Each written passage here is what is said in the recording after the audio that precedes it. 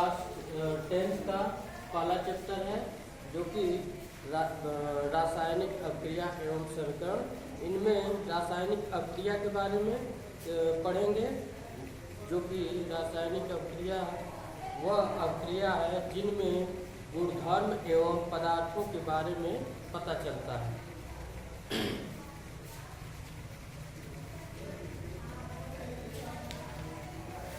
रासायनिक अभिक्रियाओं के अभिलक्षण। रासायनिक अभिक्रियाओं के 5 अभिलक्षण है। पहला है कि गैस का निकलना, तो गैस का निकलना।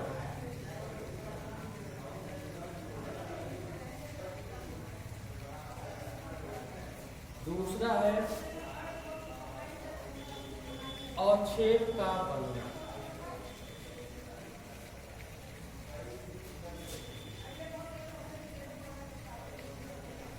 तीसरा है रंग में परिवर्तन होना। रंग में परिवर्तन होना। चौथा है ताप में परिवर्तन होना। ताप में परिवर्तन होना।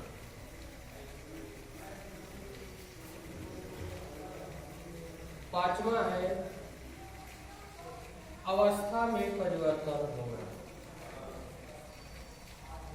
अवस्था में परिवर्तन होना। तो ये तो रासायनिक अभिक्रियाओं के अभिलक्षण हैं। पहला है गैस का निकलना। तो जब हम अभिक्रिया कराते हैं तो उनमें कुछ गैस भी निकलती हैं, और दूसरे अभिक्रिया में होता है अवक्षेप का निकलना। तो कुछ अवक्षेपित भी हो जाते हैं, कुछ उत्पाद के साथ साथ कुछ गैस के रूप में अवक्षेपित होकर के बाहर निकल जाती है।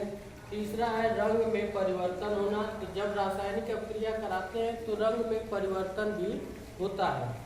और ताप में परिवर्तन होना, जब रासायनिक अभिक्रिया कराया जाएगा तो उसमें ताप में भी परिवर्तन होगा।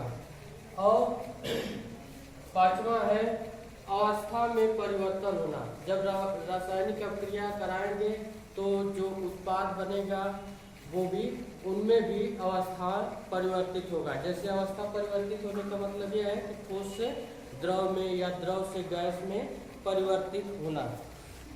यही रासायनिक अभिक्रियाओं के अभिलक्षण होते हैं। अब रासायनिक समीकरण।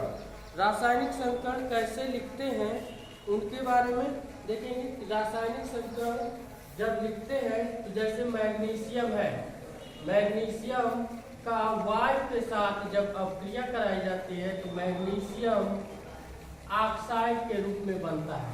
फिर इसको जब संतुलित करते हैं तो 2 ऑक्सीजन है और मैग्नीशियम 1 है, तो इसकी संयोजकता 2 होती है और इसकी भी संयोजकता 2 होती है। तो यहाँ पर 2 गुना कर दिया जाता है।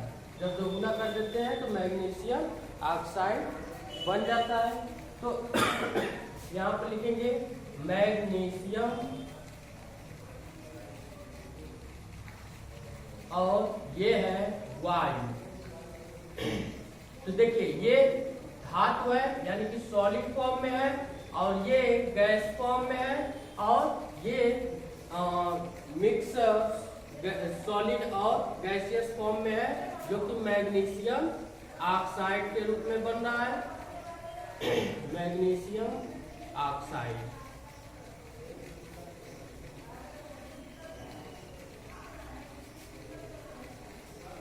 तो इसको जो मैग्नीशियम ऑक्साइड बना हुआ है इसको एक्वस सॉल्यूशन करते हैं, AQ के रूप में लिखते हैं। तो ये तो पहला एग्जाम्पल है। दूसरा एग्जाम्पल नीचे देखेंगे।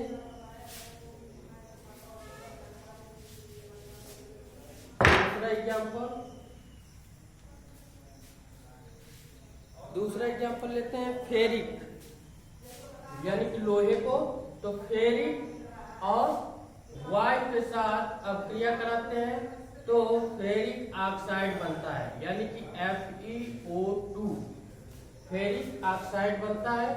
तो इसको भी दोगुना कर देते हैं, तो ये हो गया फेरिक और ये हो गया वायु, तो ये बन गया फेरिक ऑक्साइड।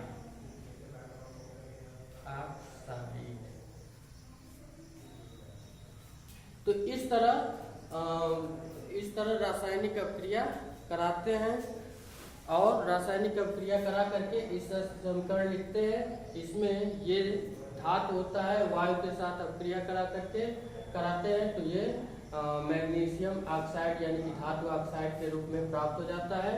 और फिर ये फेरिक है, फेरिक धातु के रूप में है और ये वायु के साथ क्रिया कराई जाती है तो फेरिक ऑक्साइड के रूप में ये भी या धातु ऑक्साइड के रूप में यौगिक प्राप्त होता है। अब रासायनिक समीकरण लिखते हैं। इसी प्रकार रासायनिक समीकरण को लिखा भी जाता है, जैसे ये मैग्नीशियम है तो मैग्नीशियम को Mg से डिनोट करते हैं, प्रदर्शित करते हैं और ऑक्सीजन को O2 से प्रदर्शित करते हैं जो कि वायु के रूप में होता है। ये वायु है तो इसको इस तरह समीकरण को लिखने के लिए इस तरह इसके सूत्र को लिखते हैं और फिर इनका योग करके और इस रूप में लिखते हैं जो कि MgO के रूप में हो जाता है। उसी तरह फेरिक का भी होता है।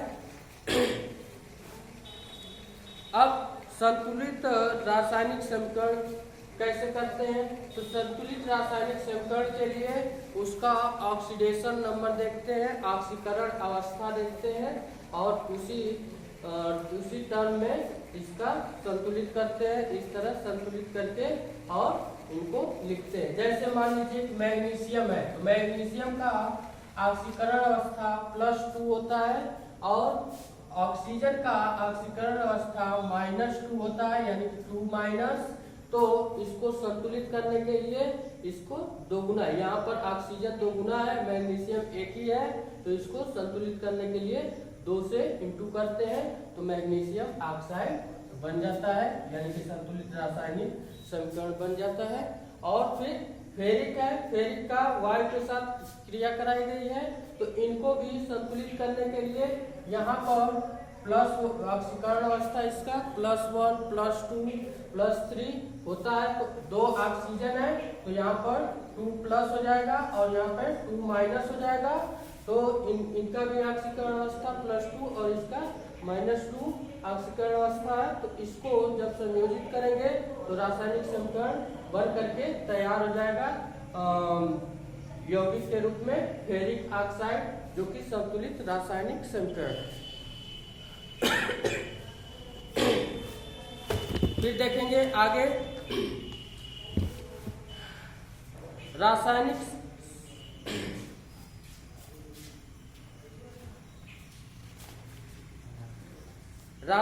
अपक्रियाओं के प्रकार। तो रासायनिक अपक्रियाओं के प्रकार के बारे में पढ़ेंगे।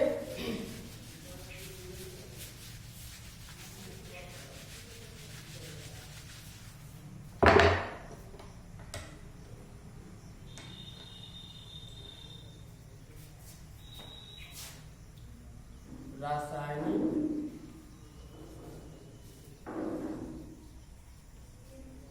अभिक्रियाओं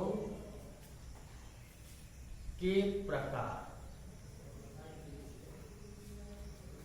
तो रासायनिक अभिक्रियाओं के 5 प्रकार होते हैं।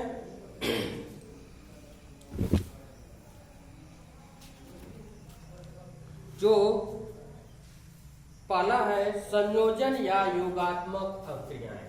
पहला है संयोजन या योगात्मक अभिक्रियाएं।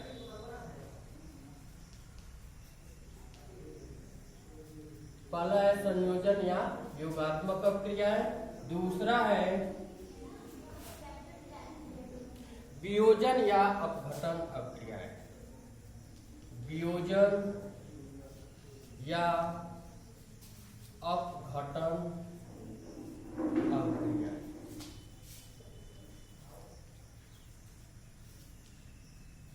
तीसरा है विस्थापन अभिक्रिया। विस्थापन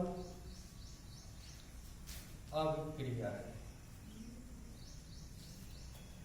चौथा है द्विविस्थापन अभिक्रिया।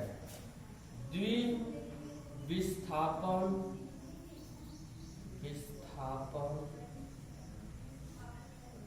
द्विविस्थापन अभिक्रिया। और लास्ट है पांचवा उपचयन व अपचयन। उपचयन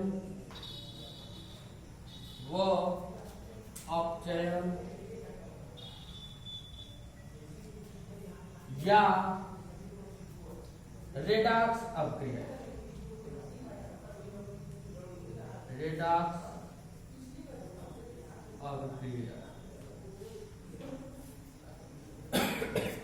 तो सबसे पहले पढ़ेंगे रासायनिक अभिक्रियाओं के प्रकार में। सबसे पहले पढ़ेंगे संयोजन या योगात्मक अभिक्रिया। तो संयोजन अभिक्रिया होती क्या है? दो या दो से अधिक अभिकारक मिल करके नए उत्पाद का निर्माण करते हैं, उसे संयोजन अभिक्रिया कहते हैं। तो संयोजन अभिक्रिया के बारे में थोड़ा विस्तार से पढ़ेंगे।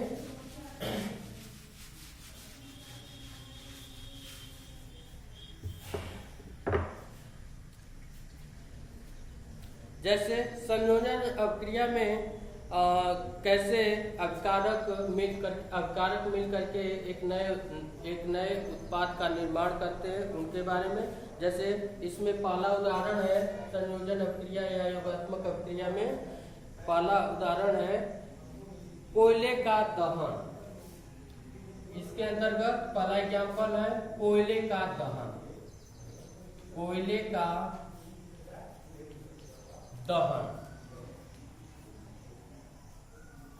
तो कोयले का दहन का मतलब यह है कि कार्बन को वायु में जलाया जा रहा है। जब कार्बन को वायु में जलाया जा रहा है तो कार्बन डाइऑक्साइड के रूप में नया यौगिक बन रहा है। तो कार्बन को लिखेंगे कार्बन और वायु यानी कि O2। तो कार्बन को वायु में क्या किया जा रहा है? दहन कराया जा रहा है। जब दहन कराया जाएगा, जलाया जाएगा, तो ये कार्बन डाइऑक्साइड के रूप में यौगिक बनेगा। अब ये क्या है कि गैस के रूप में है और ये सॉलिड यानी कि ठोस अवस्था में है, और ये क्या है कि फिर जल करके गैस के रूप में प्राप्त हो रहा है। तो ये इसका नाम है कार्बन डाइऑक्साइड।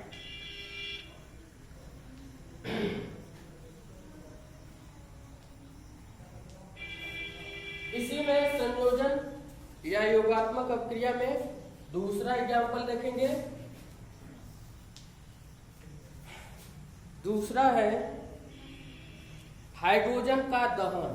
तो हाइड्रोजन को वायु में जलाया जाता है, तो ये नए यौगिक के रूप में जल प्राप्त होता है। जैसे 2H2 और O2 यानी कि दो हाइड्रोजन को वायु में जब जलाया जा रहा है तो ये जल के रूप में प्राप्त हो रहा है, यानी कि 2H2O जल के रूप में। तो ये हाइड्रोजन है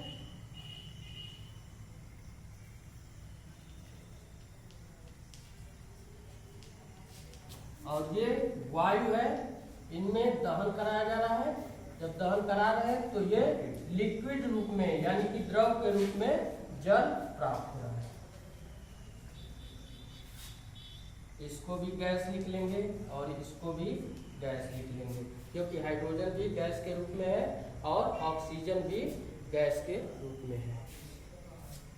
अब एक एग्जाम्पल और देख लेंगे इसी के अंतर्गत। थर्ड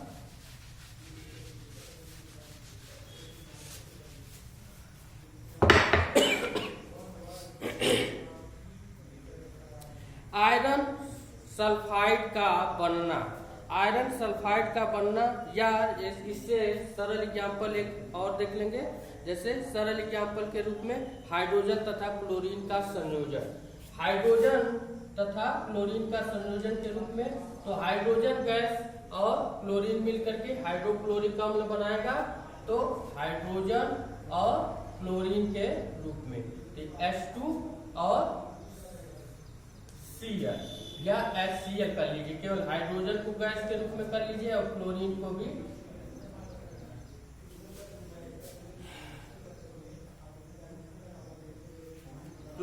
भी गैस के रूप में कर लीजिए, Cl2 और H2, और ये भी गैस के रूप में। तो ये हो गया HCl यानी कि हाइड्रोक्लोरिक अम्ल के रूप में। तो ये है हाइड्रोजन और ये है क्लोरीन, और ये बना नए उत्पाद के रूप में